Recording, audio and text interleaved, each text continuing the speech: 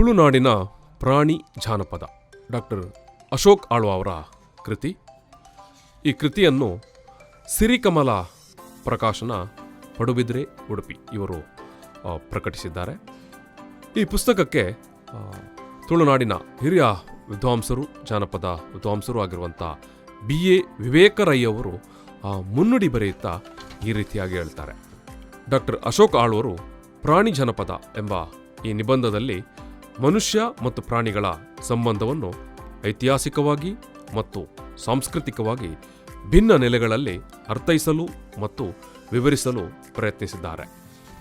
ಆಹಾರ, ಬೇಟೆ, ಕ್ರೀಡೆ, ಬಲಿ, ಆರಾಧನೆ, ವೈದ್ಯ ಎಂಬ 6 ಆಯಾಮಗಳಲ್ಲಿ ವಿಶ್ಲೇಷಣೆ ನಡೆಸಿದ್ದಾರೆ. ಈ 6 ಆಯಾಮಗಳು ಸಂಪೂರ್ಣವಾಗಿ ಭಿನ್ನವಾದವು ಅಲ್ಲ. ಅವುಗಳ ನಡುವೆ ಆಂತರಿಕ ಸಂಬಂಧ ಇದೆ. ಮನುಷ್ಯರು ಬದುಕುವ ಪರಿಸರಗಳು ಬದಲಾಗುತ್ತಾ ಬಂದಿರುವ ಕಾರಣ ಮನುಷ್ಯರು ಮತ್ತು ಪ್ರಾಣಿಗಳ ಸಂಬಂಧ ಕೂಡ ಕಾಲಕಾಲಕ್ಕೆ ಬದಲಾಗುತ್ತಾ ಬಂದಿರುವುದನ್ನು ಈ ಕೃತಿಯಲ್ಲಿ ಗುರುತಿಸಲಾಗಿದೆ. ಮುಂದಕ್ಕೆ ವಿವೇಕರಯ್ಯವರು ಮುನ್ನುಡಿಯಲ್ಲಿ ಹೇಳ್ತಾರೆ, ಪ್ರಾಣಿ ಆರಾಧನೆ ವಿಭಾಗದಲ್ಲಿ ಅಶೋಕ ಆಳ್ವರು ಭೂತಾರಾಧನೆಗೆ ಸಂಬಂಧಿಸಿದ 4 ದೈವಗಳ ಪಠ್ಯ ಮತ್ತು ಪ್ರದರ್ಶನಗಳ ವೈವಿಧ್ಯ ತಳಗಳನ್ನು ತಳಸ್ಪರ್ಶಿಯಾಗಿ ಅಧ್ಯಯನ ಮಾಡಿದ್ದಾರೆ. ಇದು ಈ ಪುಸ್ತಕದಲ್ಲಿ ಹೆಚ್ಚು ವ್ಯಾಪಕತೆ ಇರುವಂಥ ಅಧ್ಯಾಯ. ಇಲ್ಲಿ ಮೈಸಂದಾಯ, ನಂದಿಗೋಣ, ಪಂಜುರ್ಲಿ, ಪಿಳಿಚಾಮುಂಡಿ ಮತ್ತು ಪಿಲಿಭೂತಗಳ ಬಹುಮುಖಿ ಅಧ್ಯಯನವನ್ನು ಕಾಣಬಹುದಾಗಿದೆ. ಮುಂದೆ ಡಾಕ್ಟರ್ ವಿವೇಕರಯ್ಯವರು ಹೇಳ್ತಾರೆ, ಅಶೋಕ್ ಆಳ್ವ ಅವರ ಪ್ರಾಣಿ ಜಾನಪದ ಎಂಬ ಈ ಕೃತಿಯ ಪ್ರಕಟಣೆಯು ತುಳು ಜಾನಪದದ ಒಂದು ಹೊಸ ಕ್ಷೇತ್ರದ ಸ್ವರೂಪವನ್ನು ಮತ್ತು ಸಾಧ್ಯತೆಗಳನ್ನು ಕಟ್ಟಿಕೊಡಲು ಶಕ್ತವಾಗಿದೆ. ನಮಸ್ಕಾರ, ಬುಕ್ ಟಾಕ್, ಇದು ಪುಸ್ತಕದ ಮಾತು.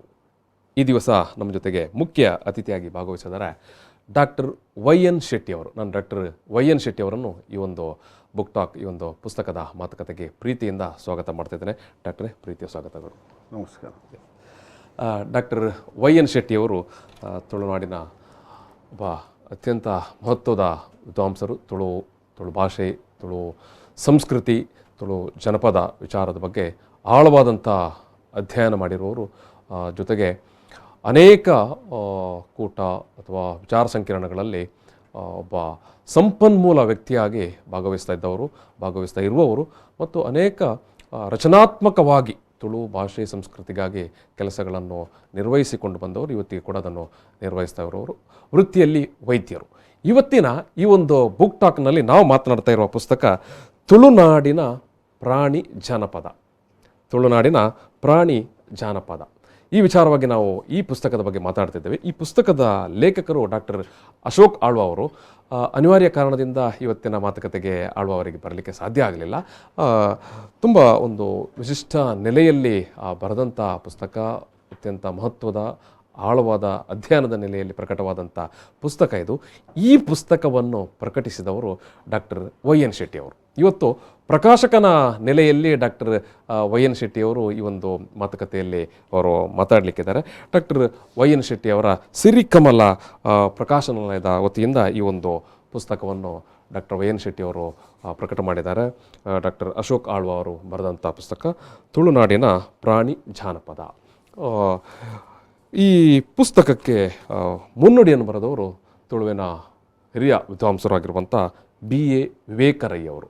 ವಿವೇಕರಯ್ಯವರು ಹೇಳಿರುವಂಥ ಒಂದೆರಡು ವಿಚಾರಗಳನ್ನು ನಾನು ಉಲ್ಲೇಖಿಸಿ ಡಾಕ್ಟರ್ ಆಮೇಲೆ ನಿಮ್ಮಲ್ಲಿ ಬರ್ತೇನೆ.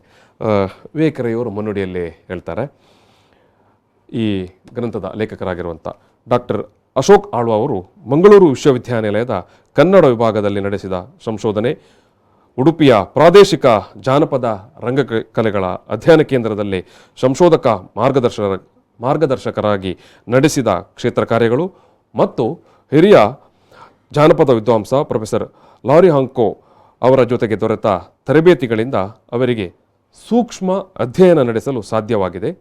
ಮನುಷ್ಯ ಮತ್ತು ಪ್ರಾಣಿಗಳ ಸಂಬಂಧವನ್ನು ಐತಿಹಾಸಿಕವಾಗಿ ಮತ್ತು ಸಾಂಸ್ಕೃತಿಕವಾಗಿ ಭಿನ್ನ ನೆಲೆಗಳಲ್ಲಿ ಅರ್ಥೈಸಲು ಮತ್ತು ವಿವರಿಸಲು ಅವರು ಈ ಗ್ರಂಥದಲ್ಲಿ ಪ್ರಯತ್ನಿಸಿದ್ದಾರೆ ಅನ್ನೋದನ್ನು ವಿವೇಕರಯ್ಯವರು ತನ್ನ ಮುನ್ನುಡಿಯಲ್ಲಿ ಹೇಳ್ತಾರೆ.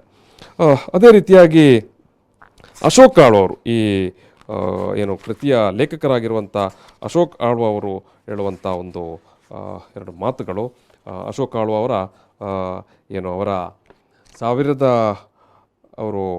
ಅವರ PhD ಪ್ರಬಂಧವಾಗಿ ಈ ಕೃತಿಯನ್ನು ಅವರು ಅವರು ಅಧ್ಯಯನ ಮಾಡಿದ್ದಂಥದ್ದು, ಅಥವಾ PhD ಪ್ರಬಂಧದ ಈ ಕೃತಿ ಅವರಿಗೆ PhD ಲಭಿಸಿದ 25 ವರ್ಷಗಳ ಬಳಿಕ, ಹೌದು 25 ವರ್ಷಗಳ, ಹೌದು 25 ವರ್ಷಗಳ ಬಳಿಕ ಸ್ವಲ್ಪ ಪರಿಷ್ಕರಣೆಯೊಂದಿಗೆ ಡಾಕ್ಟರ್ ಈಗೊಂದು ಕೃತಿಯನ್ನು ಪ್ರಕಟಿಸ್ತಾರೆ.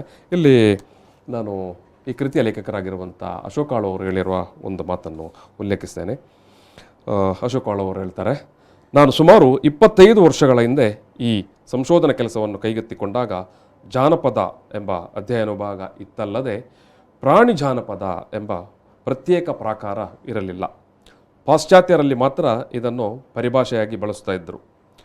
ಕೇವಲ ಪ್ರಾಣಿ ಜಾನಪದ ಎಂದು ಇಟ್ಟುಕೊಂಡರೆ ಇದರ ವ್ಯಾಪ್ತಿ ಅಸೀಮವಾಗುತ್ತದೆ ಎಂಬ ಕಾರಣಕ್ಕೆ ಭೌಗೋಳಿಕ ಆವರಣವನ್ನು ಕಲ್ಪಿಸಿಕೊಂಡು ತುಳುನಾಡಿನ ಪ್ರಾಣಿ ಜಾನಪದ ಎಂಬ ಶೀರ್ಷಿಕೆಯನ್ನು ಇರಿಸಿದೆ. ಈ ದಿನಗಳಲ್ಲಿ ತುಳು ಜಾನಪದ ಅಧ್ಯಯನಗಳು ಸಾಕಷ್ಟು ವಿಸ್ತರಣೆಗೊಂಡಿದ್ದು ನನ್ನ ಸಂಶೋಧನಾ ವಿಷಯವು ಇದಕ್ಕೊಂದು ಸೇರ್ಪಡೆಯಾಯಿತು. ಇದು ಪುಸ್ತಕ ರೂಪದಲ್ಲಿ ಪ್ರಕಟಗೊಳ್ಳುವ ಭಾಗ್ಯ ಕೂಡಿ ಬಂದಿರಲಿಲ್ಲ.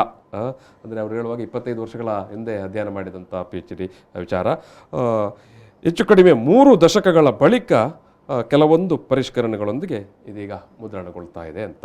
ಇದು ಅಶೋಕ್ ಆಳ್ವ ಅವರು ಈ ಕೃತಿಯ ಬಗ್ಗೆ ಅವರ ಮೊದಲ ಮಾತಿನಲ್ಲಿ ಹೇಳಿರುವಂಥ ವಿಚಾರಗಳು. ಪ್ರಕಾಶಕರಾಗಿರುವಂಥ YN ಶೆಟ್ಟಿ ಅವರು ಈಗ ಮಾತನಾಡೋದಕ್ಕಿಂತ ಮೊದಲು ಅವರು ಈ ಕೃತಿಯಲ್ಲಿ ಹೇಳಿರುವಂಥ ಒಂದು ಮಾತನ್ನು ಇಲ್ಲಿ ಉಲ್ಲೇಖಿಸ್ತಾನೆ. ಬಹುಶಃ ಅವರು ಮತ್ತೆ ಮಾತುಕತೆಯಲ್ಲಿ ಅದನ್ನು ಹೇಳುವುದಕ್ಕಿಂತ ಪ್ರಕಾಶಕರಾಗಿರುವಂಥ YN ಶೆಟ್ಟಿ ಅವರು ಹೇಳಿರುವ ಒಂದು ಭಾರಿ ನಾವೆಲ್ಲ ಕಿವಿಯಾಗಿ ಕೇಳಬೇಕಾದ ಮಾತಿದು. ಬದುಕಿಗೆ ಒಂದಿಷ್ಟು ಸಾರ್ಥಕತೆ ಬರಬೇಕಾದರೆ ಜೀವನದಲ್ಲಿ ಸಾಧ್ಯವಾದಷ್ಟು ಸಮಾಜಮುಖಿಯಾಗಿ ಬಾಳು ಎಂಬ ತತ್ವದಲ್ಲಿ ಬಾಳಿ ಬದುಕಿದವರು ನನ್ನ ತಾಯಿಯವರಾದ ಕಮಲಾ ಶೆಟ್ಟಿಯವರು. 4 ಗೋಡೆಗಳ ನಡುವಿನ ವಿದ್ಯೆಗಿಂತ ಮನೆಯಲ್ಲಿ ದೊರೆಯುವ ಸಂಸ್ಕಾರಯುತ ವಿದ್ಯೆಯೇ ಮೌಲಿಕವಾದುದೆಂದು ತಿಳಿದವರು ಅವರು.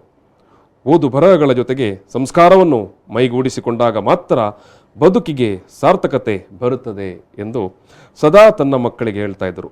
ತಾನು ಶಾಲೆಯ ಮೆಟ್ಟಲು ಹತ್ತದೆ, ಎಂದೂ ಕಾಲಿಗೆ ಚಪ್ಪಲಿ ಧರಿಸದೆ, ಕೈಯಿಂದ ಎಂದೂ ದುಡ್ಡನ್ನು ಮುಟ್ಟದೆ ನನ್ನ ಅಮ್ಮ ಸಂತರಂತೆ ಸರಳತೆಯಿಂದ ಸಾರ್ಥಕತೆಯನ್ನು ಕಂಡವರು. ತನ್ನ ಮಕ್ಕಳ ಉತ್ತಮ ವಿದ್ಯಾಭ್ಯಾಸದ ಕನಸನ್ನು ಹೊತ್ತ ಅವರು ನನ್ನನ್ನು ವೈದ್ಯನನ್ನಾಗಿಸಿ ಸಂತೋಷಪಟ್ಟರು. ಹಳ್ಳಿಯ ಜನಪದ ಬದುಕನ್ನು ಬಹುವಾಗಿ ಪ್ರೀತಿಸಿದವರು ಜನಪದ ವೈದ್ಯ, ಪಶುವೈದ್ಯ, ಜನಪದ ಕತೆ, ಜನಪದ ಹಾಡುಗಳ ಬಗೆಗೆ ಸಾಕಷ್ಟು ತಿಳಿದಿದ್ದರು ಅನ್ನೋ ವಿಚಾರವನ್ನು ತನ್ನ ತಾಯಿಯ ಬಗ್ಗೆ ಡಾಕ್ಟರ್ YN ಶೆಟ್ಟಿ ಅವರು ಈ ಕೃತಿಯಲ್ಲಿ ಅವರ ಪ್ರಕಾಶಕರ ನೆಲೆಯಲ್ಲಿ ಮೊದಲ ಮಾತಿನಲ್ಲಿ ಉಲ್ಲೇಖಿಸ್ತಾರೆ. ಸಿರಿಕಮಲ ಪ್ರಕಾಶನದಿಂದ ಪ್ರಕಟವಾದಂಥ ಕೃತಿ ಡಾಕ್ಟರ್ ಅಶೋಕ್ ಆಳ್ವ ಅವರ ಕೃತಿ ತುಳುನಾಡಿನ ಪ್ರಾಣಿ ಜಾನಪದ. ಎಸ್ ವೀಕ್ಷಕರೇ, ಓದುಗರೆ, ಏನೆಲ್ಲ ವಿಚಾರಗಳನ್ನು ಈ ಪುಸ್ತಕ ಟಚ್ ಮಾಡುತ್ತೆ, ಒಟ್ಟು ಇದರ ಕಾಂಟೆಕ್ಸ್ಟ್, ಯಾವ ಕಾಂಟೆಕ್ಸ್ಟಲ್ಲಿ ಪುಸ್ತಕ ಬರೆಯಲಾಯಿತು, ಕಂಟೆಂಟ್ಗಳು ಏನೆಲ್ಲ, ಈ ಎಲ್ಲ ವಿಚಾರವನ್ನು ಡಾಕ್ಟರ್ YN ಶೆಟ್ಟಿ ಅವರು ನಮ್ಮ ಮುಂದೆ ಇಡಲಿಕ್ಕಿದ್ದಾರೆ. ಡಾಕ್ಟರ್, ನಾನು ಮೊದಲಾಗಿ ಕೇಳುವಂಥದ್ದು, ನಿಮ್ಮ ಈ ಒಂದು ಶ್ರೀಕಮಲ ಪ್ರಕಾಶನದ ವತಿಯಿಂದ ಈ ಪುಸ್ತಕವನ್ನು ನೀವು ಪ್ರಕಟಿಸಲಿಕ್ಕೆ ಕಾರಣ ಏನು ಅಂತ. ನೀವು ಇವಾಗಲೇ ನಮ್ಮ ತಾಯಿ ಇರುವಾಗ ಅವರಿಗಿದ್ದಂಥ ಅನುಭವಗಳನ್ನು ನಾವು ಸ್ವಲ್ಪ ಗಂಭೀರವಾಗಿ ಪರಿಗಣಿಸಲಿಲ್ಲ. ಇದೆ ಈ ವಿಚಾರಗಳು ಉಳಿಸಬೇಕು ಅನ್ನುವಂಥದ್ದು ವಿಚಾರ ಬರಲಿಲ್ಲ. ಹಾಗಾಗಿ ನಾವು ದಾಖಲಿಸಲೇ ಇಲ್ಲ, ಯಾವುದನ್ನು ದಾಖಲಿಸಲಿಲ್ಲ.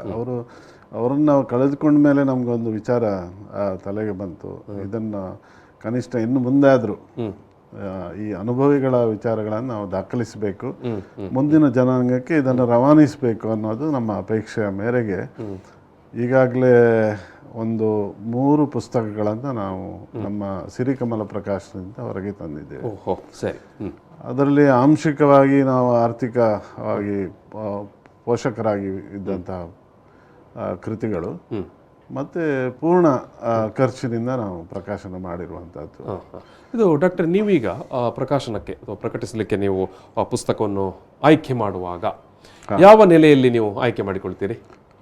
ವಿಶೇಷವಾಗಿ ನನ್ನ ಅಪೇಕ್ಷೆ ಏನೆಂದರೆ, ಈಗ ಇದೊಂದು PhD ಥೀಸಿಸ್ ಅಂತ ಅನ್ನೋದು.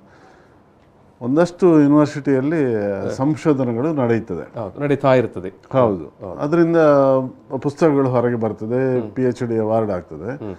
ಆ ಪುಸ್ತಕಗಳು ಅಲ್ಲೇ ಬಿದ್ಕೊಂಡಿರ್ತದೆ. ಸಂಶೋಧನೆಯನ್ನು ಮಾಡಿ ಸಾಕಷ್ಟು ಹೊಸ ವಿಚಾರಗಳನ್ನು ಹೊರತಂದಂತಹ ಥೀಸಿಸ್ಗಳು ಯೂನಿವರ್ಸಿಟಿಯಲ್ಲಿ ಹಾಗೆ ಇರ್ತದೆ. ಅಪರೂಪಕ್ಕೆ ಒಂದೆರಡು ಪ್ರಕಾಶನಗೊಳ್ಳುತ್ತದೆ, ಒಳ್ಳೆಯ ಪ್ರಕಾಶಕರು ಲಭಿಸಿದರೆ. ಹೌದು. ಹಾಗಾಗಿ ನನಗೆ ಅನಿಸಿತು, ಈ ಥರ ಸಂಶೋಧನಾ ಕೃತಿಗಳು ಗೆ ನಾವು ಪೋಷಕರಾಗಿ ಹೋಗಬೇಕು, ಪ್ರಕಾಶಕರಾಗಿ ಹೋಗಬೇಕು.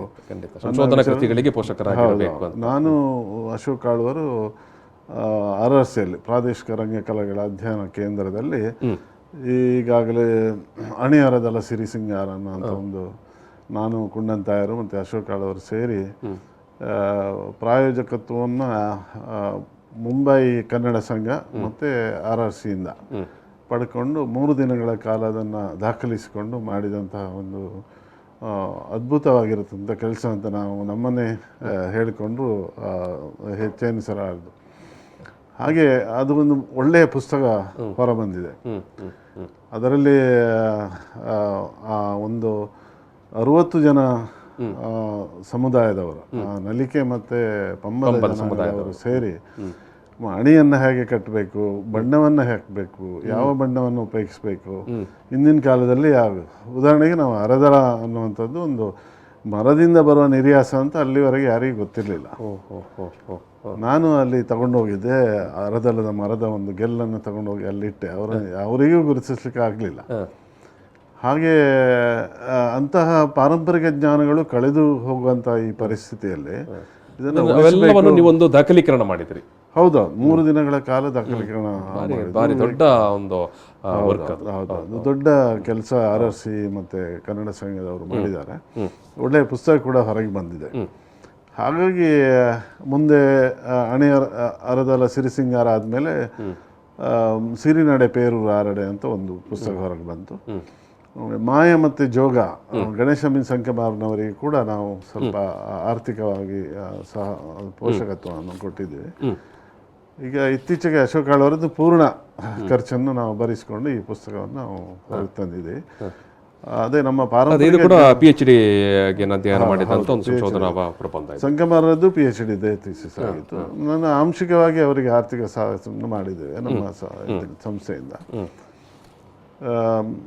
ಇನ್ನೂ ಕೂಡ ಇಂಥ ಅಪೇಕ್ಷೆ ಇದೆ. ಒಳ್ಳೆಯ ಪುಸ್ತಕಗಳು, ಒಳ್ಳೆಯ ಕೃತಿಗಳು ನಮ್ಮ ಮುಂದಿನ ಜನಾಂಗಕ್ಕೆ ಹೆಚ್ಚಿನ ಈ ಅನುಭವವನ್ನು ರವಾನಿಸುವಂಥ ಒಂದು ಕೆಲಸ ಮಾಡೋದಾದರೆ ನಾವು ಮುಂದೆ ಅದನ್ನು ಹೊರತರಲಿಕ್ಕೆ ಅಪೇಕ್ಷಿಸ್ತೇವೆ. ಭಾರಿ ಒಂದು ಒಳ್ಳೆಯ ವಿಚಾರ, ಒಂದು ಒಳ್ಳೆಯ ವಿಚಾರವನ್ನು ನೀವು ಮುಂದಿಟ್ಟಿದ್ದೀರಿ ಡಾಕ್ಟ್ರೇ. ನಾನು ಸಮಸ್ತ ಓದುಗರ ಪರವಾಗಿ ನಿಮಗೆ ಅಭಿನಂದನೆಯನ್ನು ಸಲ್ಲಿಸಲಿಕ್ಕೆ ಬಯಸ್ತೇನೆ. ಓದುಗರೆ, ಅದೇ ತುಳುನಾಡಿನ ಪ್ರಾಣಿ ಜಾನಪದ ಈ ಪುಸ್ತಕದ ಅಧ್ಯಾಯಗಳು. 1ನೇ ಅಧ್ಯಾಯದಲ್ಲಿ ಪ್ರಾಣಿ ಜಾನಪದದ ಪರಿಕಲ್ಪನೆ, ಆಮೇಲೆ ಅಧ್ಯಯನದ ಉದ್ದೇಶ ಮತ್ತು ವ್ಯಾಪ್ತಿಯನ್ನು ಅವರು ಇಲ್ಲಿ ಹೇಳ್ತಾರೆ. ಆಮೇಲೆ 2ನೇದು ಆಹಾರದ ವಿಚಾರವಾಗಿ, 3ನೇದು ಬೇಟೆ, ಆಮೇಲೆ ಕ್ರೀಡೆ ಕಂಬಳ, 5ನೇದ ಅಧ್ಯಾಯ ಪ್ರಾಣಿ ಬಲಿ, ಆಮೇಲೆ ಪ್ರಾಣಿ ಆರಾಧನೆ, ಪ್ರಾಣಿ ಜಾನಪದ ವೈದ್ಯ, ಈ ಎಲ್ಲ ವಿಚಾರಗಳು ಇದ್ದಾವೆ. ಡಾಕ್ಟರ್, ಈಗ ಅದರಲ್ಲಿ 6 ಆಯಾಮಗಳಿವೆ. ಹೌದು, 6 ಆಯಾಮಗಳ ನೆಲೆಯಲ್ಲಿ ಆ ನೆಲೆಯಲ್ಲಿ ಅದನ್ನು ಒಂದು ಆಹಾರ, ಆರಾಧನೆ, ಆಮೇಲೆ ಬಲಿ, ಕ್ರೀಡೆ, ಹಾಗೆ ವೈದ್ಯ. ಹೌದು, ಇಂಥ 6 ಆಯಾಮಗಳನ್ನು ಇಟ್ಟುಕೊಂಡು ಆಹಾರದ ವಿಚಾರಕ್ಕೆ ಬರುವಾಗ ಯಾವ ನೆಲೆಯಲ್ಲಿ ಈಗ ನಾವು ಇದನ್ನು ನೋಡಬಹುದು ಸರ್? ಈ ಕೃತಿಯನ್ನು ನಾವು ಸಾಮಾನ್ಯವಾಗಿ ಉಪಯೋಗಿಸುವಂತಹ ಆಹಾರಗಳು, ಪ್ರಾಣಿಜನ್ಯ ಆಹಾರಗಳು, ಪ್ರಾಣಿಗಳಿಂದ ಬರುವಂಥ. ವೈದ್ಯಕೀಯದಲ್ಲಿ ಕೂಡ ನಾವು ಪ್ರಾಣಿಗಳಿಂದ ಬರುವಂಥ ಕೆಲವು, ಉದಾಹರಣೆಗೆ ನಾವು ಪುನುಗಿನ ಬೆಕ್ಕಿನಿಂದ ಪುನುಗನ್ನು ಉಪಯೋಗಿಸ್ತೇವೆ, ಅದು ಔಷಧಿಗೆ ಉಪಯೋಗಿಸ್ತೇವೆ. ಹೌದು, ಈ ಭಾಗದ್ದು ಹೇಳುದು. ಉತ್ತರ ಭಾರತದಲ್ಲಿ ನಾವು ಕಸ್ತೂರಿಯನ್ನು ಉಪಯೋಗಿಸ್ತಾರೆ, ಹಾಗೆ ಇಲ್ಲಿ ಪುನುಗಿನ ಬೆಕ್ಕಿನ. ಹಾಗೆ ಆಹಾರದ ರೀತಿಯಲ್ಲೇ ಔಷಧಿಯನ್ನು ಉಪಯೋಗಿಸ್ತೇವೆ. ಉದಾಹರಣೆಗೆ ಕಾಗೆಯನ್ನು ಕೊಂದಾದ ಆಹಾರವನ್ನಾಗಿ ಉಪಯೋಗಿಸುವಂಥದ್ದು ಒಂದು, ಇಂಥ ಕಾಯಿಲೆಗೆ ಕಪ್ಪೆಯನ್ನು ತಿನ್ನುವಂಥದ್ದು, ಇದೆಲ್ಲ ಹಿಂದಿನ ಕಾಲದಲ್ಲಿ ಇತ್ತು. ಈಗ ಆಹಾರ ಅಂದ್ರೆ ಬದಲಾವಣೆ, ಆ ಆಹಾರದ ಹಿಂದೆ ಒಂದು ನಂಬಿಕೆ ಕೂಡ ಇತ್ತು ಅಂತ. ಹೌದು, ಔಷಧಿಯಾಗಿ ಕೂಡ ಬಳಸ್ತಾರೆ. ಔಷಧಿಯ ವಿಚಾರವಾಗಿ ಅದರಲ್ಲಿ ಒಂದು ಇದೆ. ಹೌದು, ಆ ಥರ ಅಲ್ಲಿ ಒಂದು ಕಡೆಯಿಂದ ಆಹಾರ, ಯಾವ ಆಹಾರವನ್ನು ನಾವು ಉಪಯೋಗಿಸ್ತೇವೆ ನಿತ್ಯ ಆಹಾರದಲ್ಲಿ, ಮತ್ತೆ ಔಷಧೀಯ ರೂಪದಿಂದ ಯಾವುದು ಪ್ರಾಣಿಗಳನ್ನು ನಾವು ಬಳಸ್ತೇವೆ. ಆನಂತರ ಬರುವಂಥದ್ದು ಆರಾಧನೆ. ಈಗ ಆರಾಧನೆಯಲ್ಲಿ ನಾವು ಪ್ರಾಯಶಃ ಈ ದೈವಾರಾಧನೆ ಪ್ರಾರಂಭ ಆದದ್ದೇ ನಾವು ಪ್ರಾಣಿ ಆರಾಧನೆ ಉಪಾಸನೆಯಿಂದ. ಈಗ ನಮ್ಮಲ್ಲಿರುವಂತಹ ಹುಲಿಯನ್ನ ಅಥವಾ ಹಂದಿಯನ್ನ, ಸರ್ಪವನ್ನ, ಇದೆಲ್ಲ ಆರಾಧನೆ ನೋಡಿ ಪ್ರಾಣಿಯಿಂದಲೇ ನಾವು ಉಪಾಸನೆ. ಪಂಜುಳ್ಳಿ ಅನ್ನುವಂಥ ದೈವ ಇದೆ. ಅದರ ಬಗ್ಗೆ ಸಾಕಷ್ಟು ಮಾಹಿತಿಯನ್ನು ಈ ಪುಸ್ತಕದಲ್ಲಿ ಅವರು ಕೊಟ್ಟಿದ್ದಾರೆ. ಹುಲಿಭೂತ ಅಂತ ಇದೆ. ಹೌದು ಹೌದು. ಈಗ ಹುಲಿ ಕೋಲ ಅಂತ ನಡೀತದೆ, ಹುಲಿ ಭೂತ ಇದೆ. ಹುಲಿ ಚಾಮುಂಡಿ ಅಂತ ಇನ್ನೊಂದು ದೈವ ನಾವು ಈಗ ಉಪಾಸನೆಗಳಾಗಿದೆ.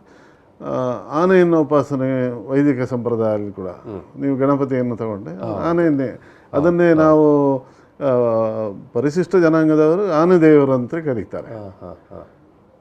ನೀವು ಕಳಸ ದೇವಸ್ಥಾನಕ್ಕೆ ಹೋದರೆ ಅಲ್ಲಿ ಹೆಣ್ಣು ಆನೆ ದೇವರು, ಗಂಡು ಆನೆ ದೇವರು ಅಂತ. ಆ ಹಿಂದಿನ ಯಾವುದು ಕ್ರಮ ಇತ್ತು.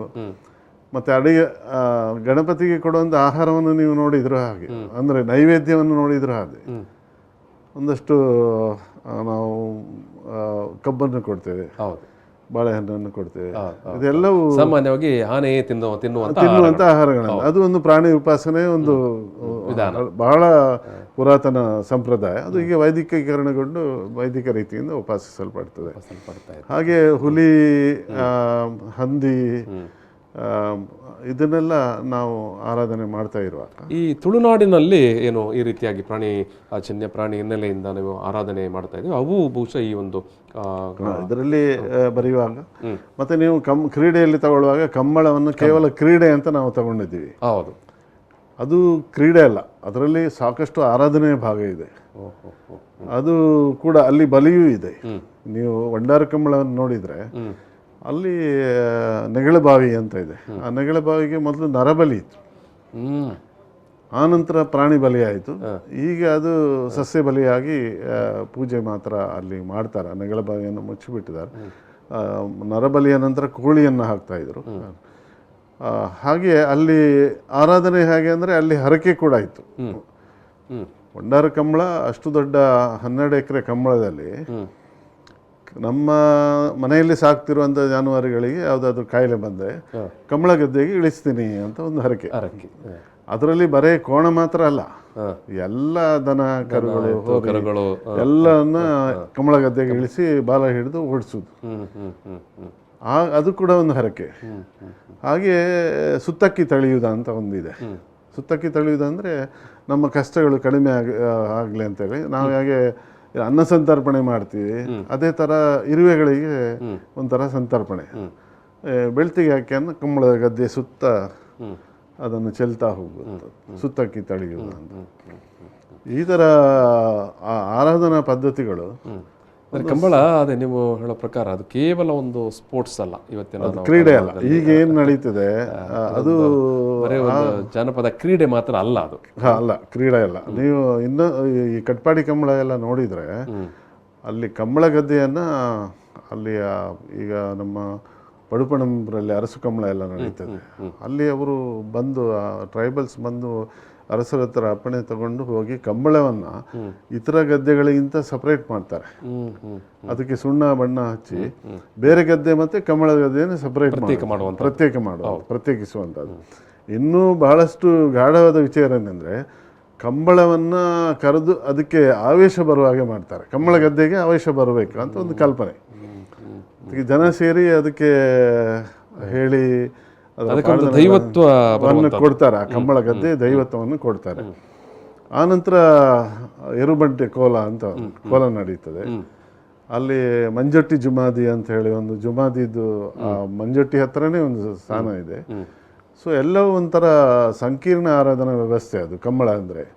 ಬರೀ ಕೋಣ ಓಡಿಸುವುದು ಮಾತ್ರ ಅಲ್ಲ, ಅದು ತುಂಬಾ ರಿಚುವಲ್ಸ್ ಅದರ ಹಿಂದೆ ಇದೆ. ಆ ಎಲ್ಲ ವಿಚಾರಗಳು ಈ ಕೃತಿಯಲ್ಲಿ ಇದೆ, ಉಲ್ಲೇಖವಾಗಿರುವಂಥದ್ದು. ತುಂಬ ಏನು ಕಂಬಳದ ಬಗ್ಗೆ ಇವತ್ತು ಒಂದಷ್ಟು ಒಂಥರ ಅದನ್ನು ಬರೀ ಸ್ಪೋರ್ಟ್ಸ್ ಅಥವಾ ಒಂದು ಜನಪದ ಕ್ರೀಡೆ ಅಂತ ನಾವು ನೋಡ್ತೇವೆ. ಅದಕ್ಕಿಂತ ಹೆಚ್ಚಾಗಿ ಅದರ ಬಗ್ಗೆ ತುಂಬಾ ಜೂಜ್ ಅಂತ ಹೇಳಿ ಕೂಡ ಪರಿವರ್ತನೆ ಆಗಿದೆ. ಅದೊಂದು ಬಹಳ ದುಃಖದ ಸಂಗತಿ. ಕಂಬಳ ಒಂದು ಜೂಜ್ ಆಗಿದೆ.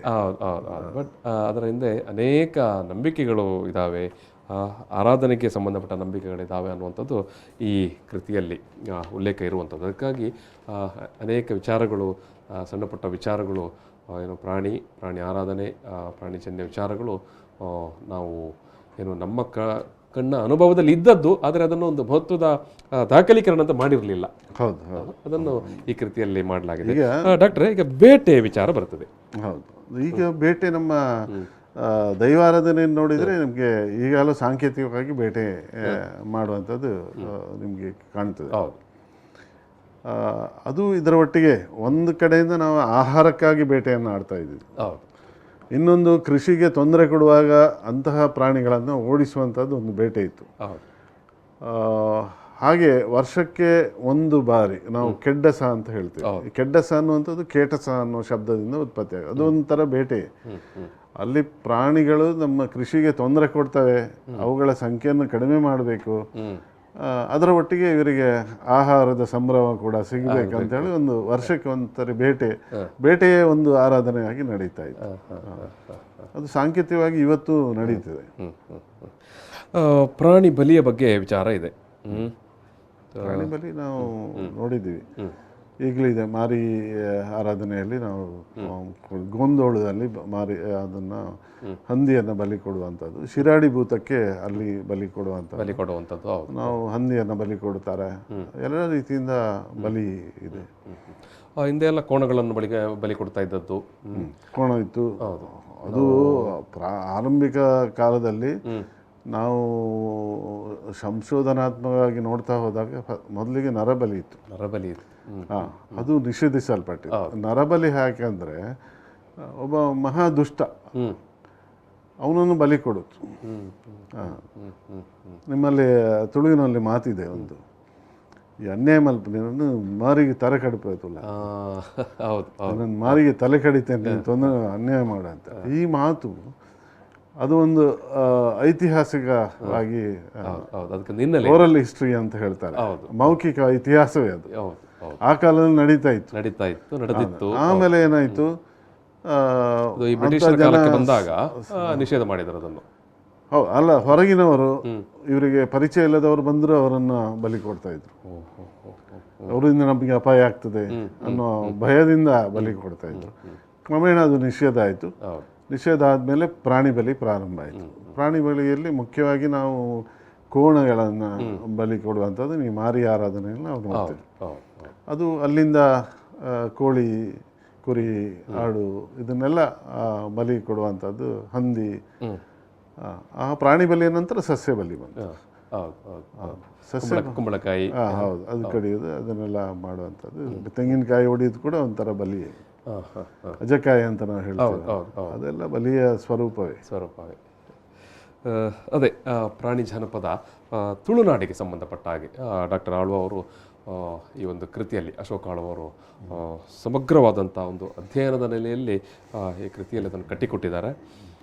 ಡಾಕ್ಟರ್ ಹೇಳಿದ ಹಾಗೆ ಒಂದು ಕಡೆ ಪ್ರಾಣಿ, ಮತ್ತೊಂದು ಆಹಾರವಾಗಿ ನಾವು ನೋಡುವಂಥದ್ದು, ಮತ್ತು ಬೇಟೆ ಹಿನ್ನೆಲೆ, ಆರಾಧನೆ,